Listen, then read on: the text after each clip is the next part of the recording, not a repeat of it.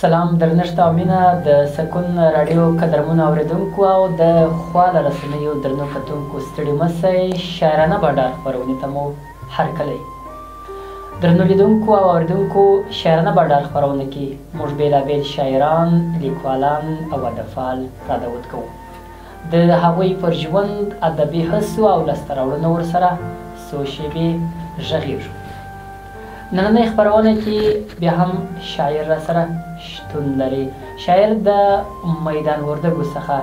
ښاغلی سیف الرحمن سمون صیب دی هیله ده زموږ دا خپرونه تر وروستۍ شېبو واورئ او په مینه یې وګورئ ښاغلی سمون تاسو ته هرکلی مننه کوم ان صیب محترم زما هم سلامونه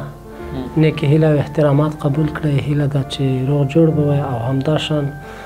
د سکون راډیو ټولو اوریدونکو او لیدونکو ته هم سلامونه او نیکې هیلې وړاندې کوم ډېره زیاته مننه ښاغلی سمون صیب او کور مودان چې خپرونه کې مو زموږ دعوت قبول کړ او ځان مو شاعرانه بډار خپرونې ته حاضر کړ ښاغلی سمون موږ خپرونه کې میلمانه راولو د خپرونې ته یې کله چې رادود کوو د هغوی د ژوند په اړه زده کړو په اړه ورڅخه پوښتنې کوو غواړو تر څو موږ اورېدونکي د حاله خبر سي چې مثلا څوک دی چیرې زېږېدلی دی څومره زده کړې ترسره کړې دي که نن له سیف الرحمن سمون نه دا پوښتنه وکړو ښاغلی سیف الرحمن سمون څوک دی چیرې زېږېدلی دی څومره زده کړې ترسره کړې دي او ولې یې د شعر او شاعري ډګر ته مخه کړل مننه کوم ان صیب محترم نوم مې سیف الرحمن سمون د وردګ ولایت سیدآباد ولسوالۍ اوسېدونکی یم او زده کړې مې چې دي د هلمند پوهنتون انجینرۍ پوهنځی د درېیم ټولګي زده کړیال ډېر ښه شعر شاعري لامل څه و تر څو تاسې د شعر و شاعري ډګر ته راسئ او په دې برخه کې قلم وچلوئ او د ادب دا برخه وپالئ د شعر لیکل چې و د شعر سره خو مو مخکې له مخکې علاقه درلوده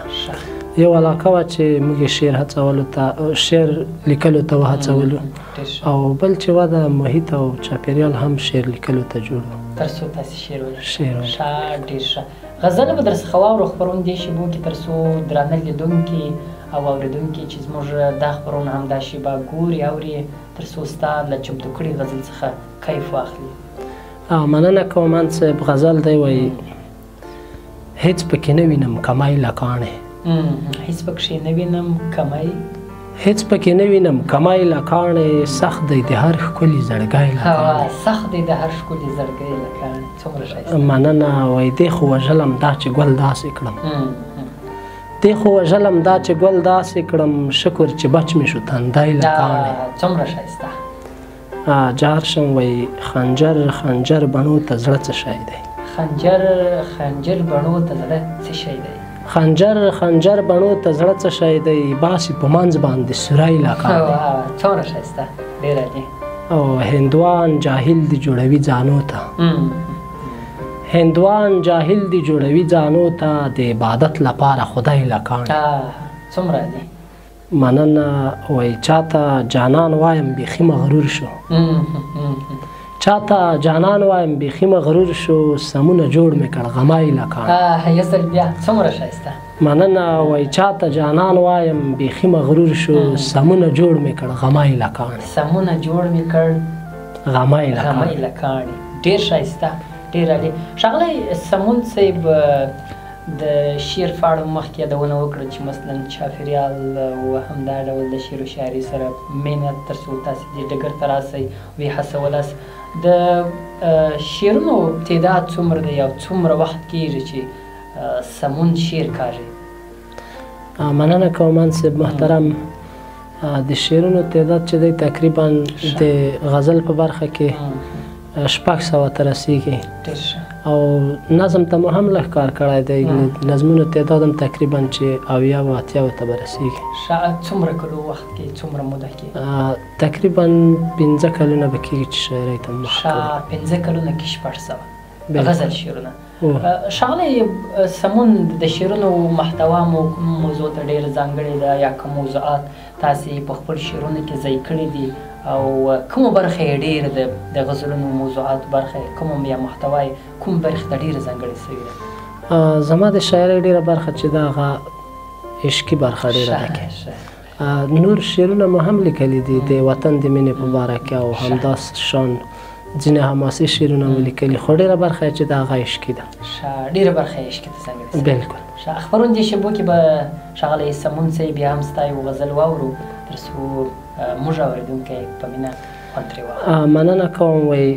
چې راته وګورې هوا واخلمه چې راته وګورې هوا واخلمه چې راته وګورې هوا واخلمه ستا د دې مړو سترګو بلا واخلمه ډېر ښایسته مننه وایي چا چې وژلی یم هغه مې ورور دی چا چې وژلی یم هغه مې ورور دی چا چې وژلی یم هغه مې ورور دی اوس مې د وینې غچ له چا واخلم څومره عالي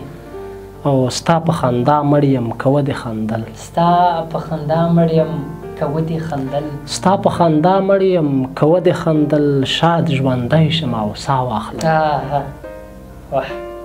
مننه کوم وایي لږ شه راټیټه له چنار نه دنګې لږ شه راټیټه له چنار نه دنګې چې یوه مچکه درنه بیا واخلم او کرانه لاړې زه به شم کمزوری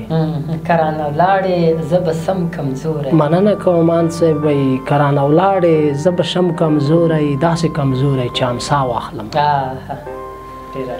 او خلاصون مې نشته دی ترې چېرته لاړ شم خلاصون مې نشته دی ترې چېرته لاړ شم ستا له غمو چېرته پناه واخلم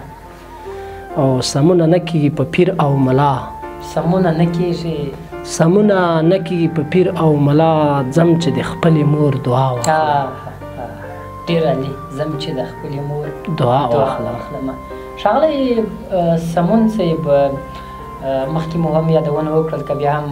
هغه تکرار پوښتنې ته ستا نسو چې مثلا تقریبا 600 غزلونه مو لیکلي دي په دې برخه کې شعري ټولګه چاپ لري یا نه قسم ستاسې شعرونه داسې دي چې څو ټولګې ورڅخه چاپ کېږي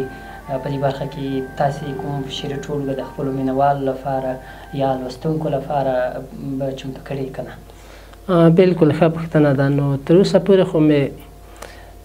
شعري ټولګه نه ده چاپ شوې خو 2 ټولګې مې اماده کړي دي ښه 2 ټولګې بلکل ډېر ښه ښاغلی سمون صاحب د نثر په برخه کې مو هم کار کړی که نه یاره نه تر اوسه پورې مو نثر ته کار نه دی کړی لامل څه دی ډېری وخت شاعران د نظم په برخه کې کار کوي قلم چلوي د نثر برخه کې کار نه کوي نثر ځان ته مهارت غواړي څنګه خبره خو دا شی ده ان صاحب چې هر څوک چې د ادب ډګر ته راځي نو لومړی د نظم برخې ته راځي نو شعرونه لیکي غزل وي نظم وي بیا وروسته نثر ته کار کوي نو ما هم همدا مناسبه وګڼله چې یو وار به د نظم په برخه کې کار وکړو بیا به وروسته نثر ته د پښتو ژبې ادب هم همداسې دی چې لومړی د نظم څخه شروع شوی دی ځکه موږ یادونه کوو پښتو ژبه کې لومړنی شعر د امیر کروړ دی چې مثلا د نظم په برخه کې دغه وروسته بیا نثر برخه چې د نورو ژبو خلاف داسې سوي دي او وروستنی پیغام به نوو شاعرانو ته څخه واورو ښاغلی سمون هغه شاعرانو ته چې د شاعري نوي ډګر ته راغلي وي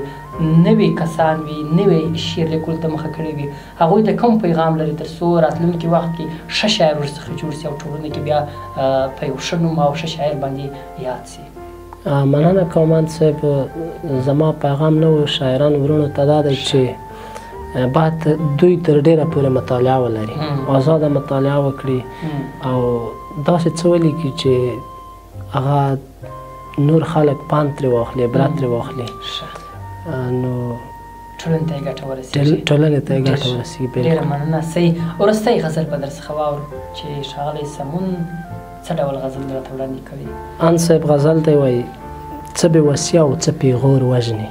څه بې وسي او څه پیغور وژني څه بې وسي او څه پیغور وژني رانه د زړه هیلې په زور وژني او پښتون له خپل ټوپک نه وتې لمبې پښتون له خپل ټوپک نه وتې لمبې په لوپټه د خوږې خور وژني مننه وایي څوک چې په خپل وطن ورانوي څوک چې په خپل وطن ورانوي څوک چې په خپل وطن ورانوي لکه بچي چې خپله مور وژني یو ځل بیا څومره مننه وایي څوک چې په خپل وطن ورانوي لکه بچي چې خپله مور وژني جایداد دې ورک شي زما نه دی پکار جایداد دې ورک شي زما نه دی پکار جایداد دې ورک شي زما نه دی پکار جایداد په ورور باندې خپل ورور وژني او زه خو یې نه منم که هر څوک وایي زه خو یې نه منم مننه انسی وایي زه خو یې نه منم که هر څوک وایي چې موسیقي د زړګي اور وژني او اوس د بنګړي لیچو کې مش رنګه وه اوس د بنګړي لیچو کې مش رنګه وه اوس مې د شنو بنګړیو شور وژني څومره ښایسته مننه وایي د غم جلاد راپسې بیا راغلی د غم جلاد راپسې بیا راغلی سمونه بیا مې په کوم تور وژني سمونه بیا مې په کوم تور وژني ډېر ښایسته ډېره زیاته مننه ښاغلی سمون صاحب چې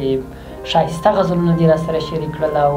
درنو لیدونکو او اورېدونکو ته دې د خپل شعر و شاعري او ژوند په تړاو باندې معلومات وړاندې کړل کور مو ودان ژوندی اوسئ صاحب له تاسو څخه هم نړۍ مننه خیر اوسئ د سکون راډیو قدرمنو اورېدونکو او د خواله رسنیو درنو کتونکو نننۍ شاعرانه بنډار همدومره و